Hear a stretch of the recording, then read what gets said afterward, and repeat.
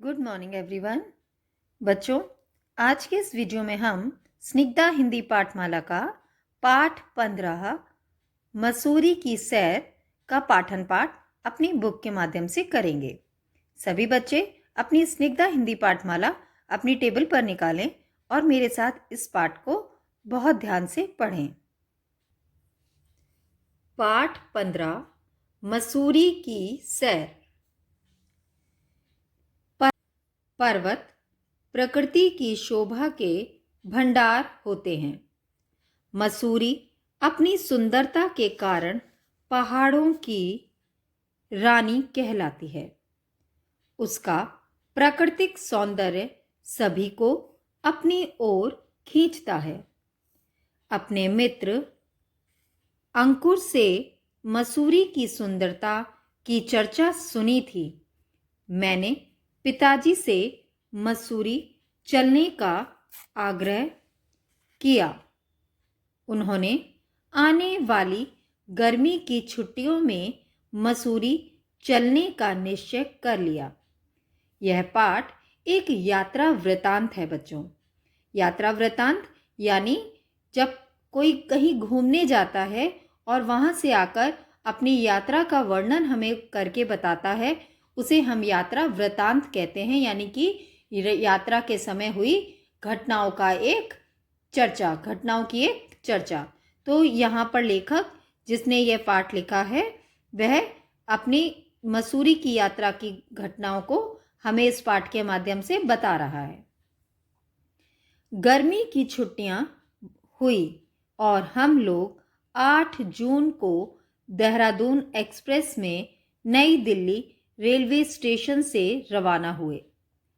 पहले से आरक्षण करा लेने से हमें स्थान पाने में कोई असुविधा नहीं हुई। समय के अनुसार गाड़ी चल दी। रात हो रही थी। थोड़ा समय हमने लूडो खेलने में बिताया। फिर नींद आने लगी तो अपनी सीट पर सो गए। सवेरे ही हम देहरादून पहुंच गए।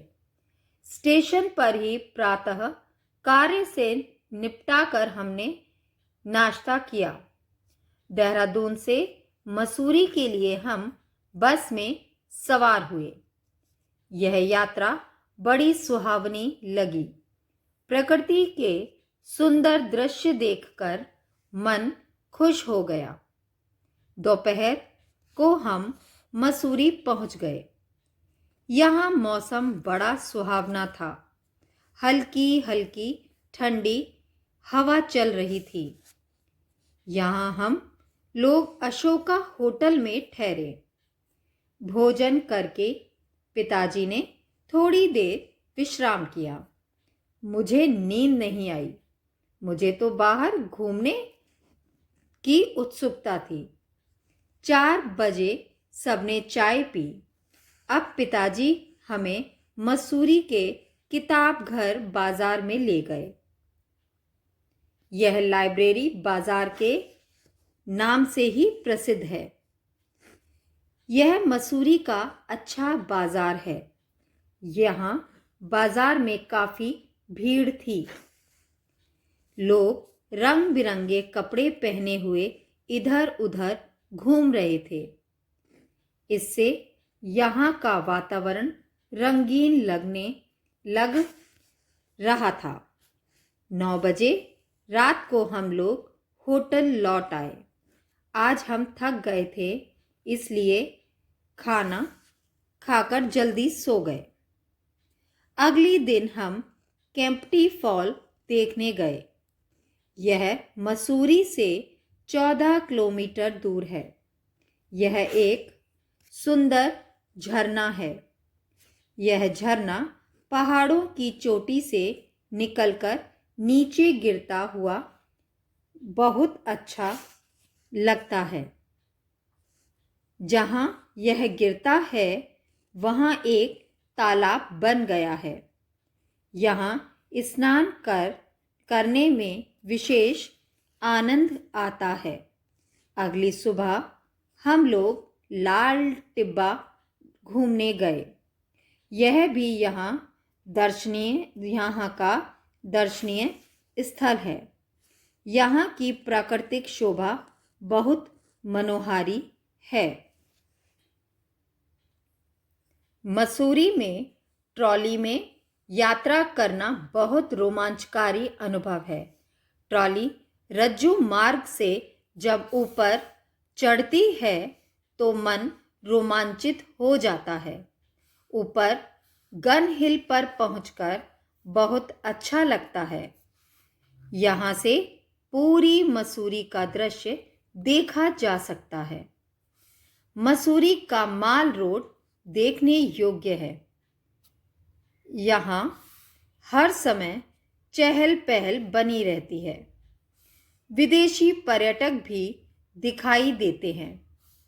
ठंडी ठंडी हवा मन को आनंदित कर देती है। यहाँ देर रात तक भीड़ बनी रहती है। मसूरी की प्राकृतिक शोभा को अनुपम है ही। यहाँ के निवासी भी सरल और सीधे सादे हैं। वे दूसरों की सहायता करने के लिए तैयार रहते हैं। मजदूर लोग बड़े परिश्रमी होते हैं। हमने यहाँ पहाड़ी फल भी खाए जो बहुत स्वादिष्ट थे। पता ही नहीं चला कि 4 दिन कब बीत गए। मसूरी की मधुर यादों को लेकर हम दिल्ली लौट आए। बच्चों, इस पाठ के माध्यम से मसूरी घूमने का जो दृश्य है और जो भी लेखक ने वहाँ देखा और महसूस किया वह हमें बताया। इस पाठ से हमें मसूरी के विषय में काफ़ी जानकारियाँ मिली।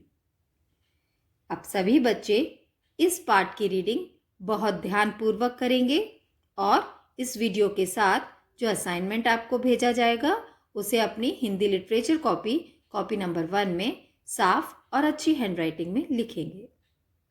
धन्यवाद।